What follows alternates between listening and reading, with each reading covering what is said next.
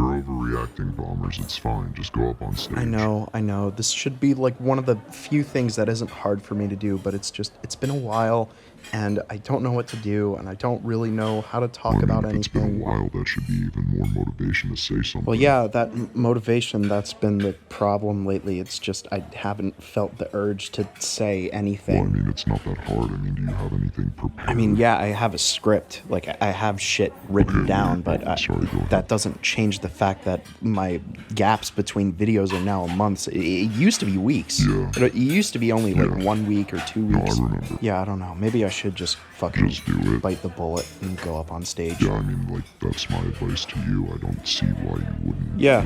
You know, at most, people will consider it a good comeback. Yeah, definitely. You're right. Yeah, I don't know why I'm fucking overreacting about it. Just don't think about it. I guess I can't fucking speak. Don't worry, kid, you got it. Yeah, thanks. I'm gonna go up. I'm gonna go do it, and I'm gonna read off the script that I prepared. Do you want anything for when I get back? Don't worry about me. Just do your thing. Okay. Okay. Okay. So I've been playing Toree 3D. It's a speedrun-based indie platformer for Nintendo Switch and PC. It was developed by Ciactro, a studio most well known previously for their work on the Banjo-Kazooie-inspired collectathon Macbat 64, a game that I've also been playing. Yeah, that's right. This episode is a double-time special of their two most recent games. And thanks to Toree 3D showcasing the immense potential and creative range this developer has, I was really itching to check out Macbat 64. After my playthrough of Macbat 64 and Toree 3D, I immediately wanted to talk about both games and give them the classic "so I've been playing" treatment, and recommend these relatively obscure eShop gems to those who may not have heard about them yet. But splitting them up just didn't feel right since I was just dying to talk about both of them. On top of that, both of these games are pretty short and sweet experiences that will only last you about an hour or so if you're just looking to get to the credits. It's not a negative, by the way. I'm just covering both of them for the sake of length and pacing. In fact, I think the bite-sized nature is kind of part of the charm of both these titles. More on that later, and especially considering the pricing, only $1 each for both games. At that point, you could probably cop both of them with some leftover redeemed gold points. So, if you really want to avoid any kind of gameplay spoilers and go in relatively blind, I highly recommend playing them. However, if you're still not convinced, don't care about spoilers, or if you're coming back and you just want to hear me talk some more about my personal thoughts on both of the games, then feel free to proceed. Without further ado, it's time to get into both games properly, starting with Toree 3D.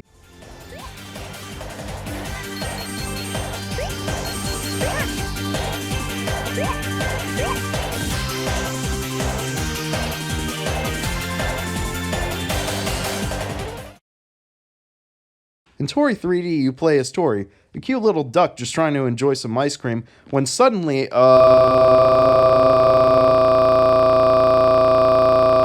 there's one thing I want to get out of the way right now, it's that both this game and Macbat 64 nail visual style and atmosphere. Toree 3D goes for a very simplistic, charming, and vibrant, almost PS1 visual aesthetic. Lots of cute, charming, low-poly models, and crisp, jaggedy, sprite-based textures, creating unforgettable, vibrant environments and level design. The game just oozes charm in terms of presentation, only compounded by the amazing soundtrack accompanying the levels you play. If there's one problem I can mention, it's that the music doesn't properly loop and does this weird thing where it fades out after a while, and then starts playing again. However, it's a complete non-issue because the music is just so fucking good, and also considering the fact that you'll probably finish these levels before the songs even end.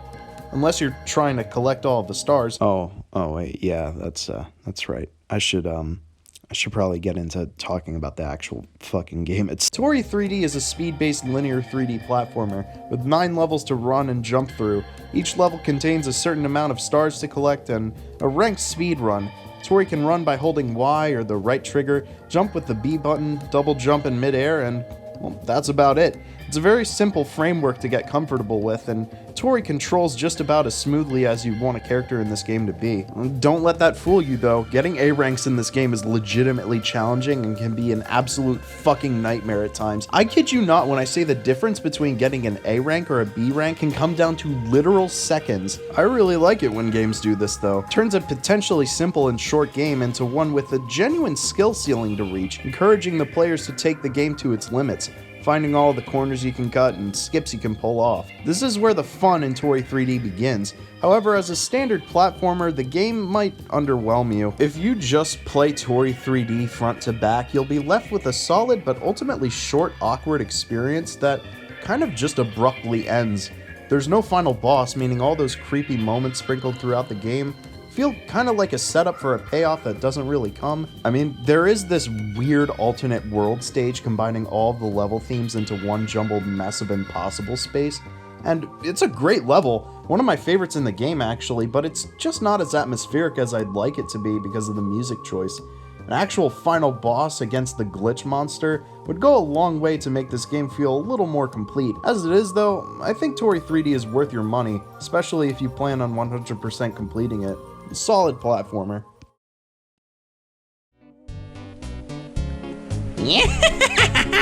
Macbat 64 is a collectathon heavily inspired by the N64 titles developed by Rare, on shit like Banjo-Kazooie and DK64, in both its gameplay and visual departments.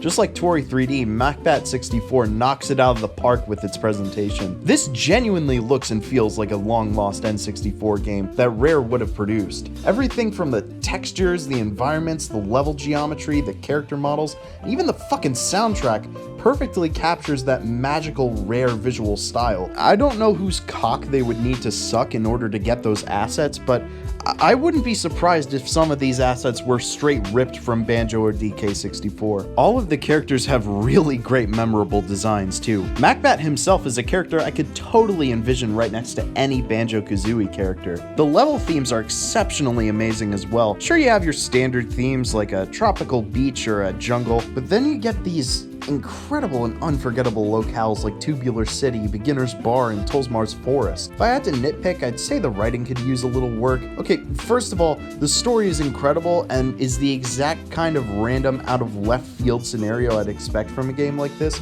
It's set after the events of Kiwi 64, another Seactra collectathon style game. The evil King Watermelon is plotting his revenge after his humiliating defeat.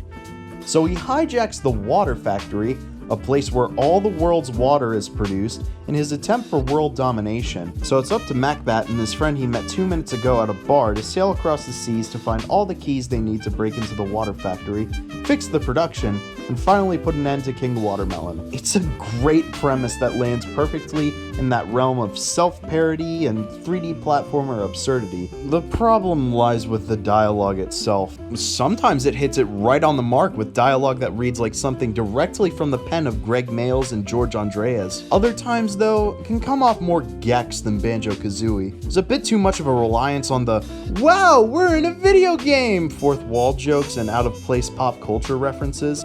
Banjo kind of did similar things, but it never directly broke the fourth wall. Okay, there's like a couple choice situations where Banjo breaks the fourth wall, but it's done sparingly to sell the impact of those moments. Usually when it comes to making jokes about game elements, they're joking about the absurdity of the situation more than directly looking at the fucking camera and telling the player, "Hey dude, you're in a fucking video game." But on the whole, Macbat 64 still has some great writing. Macbat himself doesn't ever speak, but you really get a feel for his character through gameplay interactions.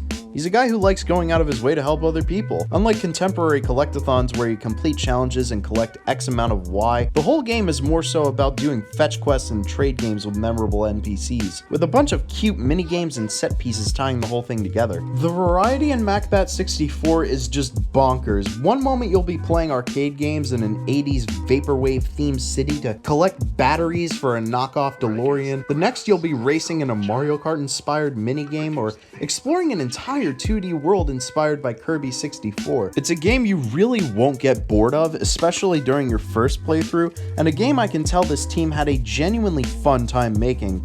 This shit is just the textbook example of charm. After you complete the main game, you even get these extra bonus levels and the infinite flight ability, which allows you to go out of bounds and find these awesome stop and swap looking eggs. And I dare not spoil some of the things they show. There's this one in the strangely familiar jungle, and I just gotta say, holy fuck, dude. Lightspeed shoes, I know you're fucking watching this video.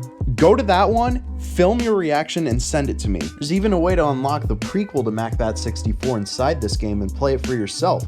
It's pretty alright. If I'm being honest, it works better as a minigame within Macbat more than being an actual standalone experience. It's just a shame that we don't get anything for completing it. There's still no way to collect that damn eggplant. Maybe next time. Regardless, Macbat is also an amazing experience, more than worth your $2.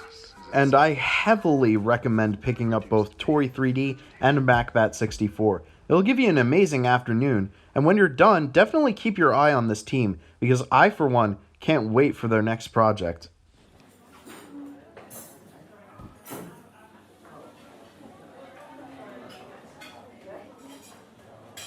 Hey guys, just wanted to do a little segment here, little unscripted, little quirky haha thing here. The recording voiceover for this episode might sound a little weird, and that's because recently I've been trying to record things in a way where I separate my YouTuber voice and my normal talking voice a little bit more so my videos sound more genuine. I've noticed that about my videos, that I kind of put on a voice when I'm recording, and it's not an intentional thing. I think that's just how I read shit, but that's not how I want to come across, even in my scripted videos. I want shit to come across as genuine, and that's another reason why the Friday Night Funkin' So I've Been Playing got canceled.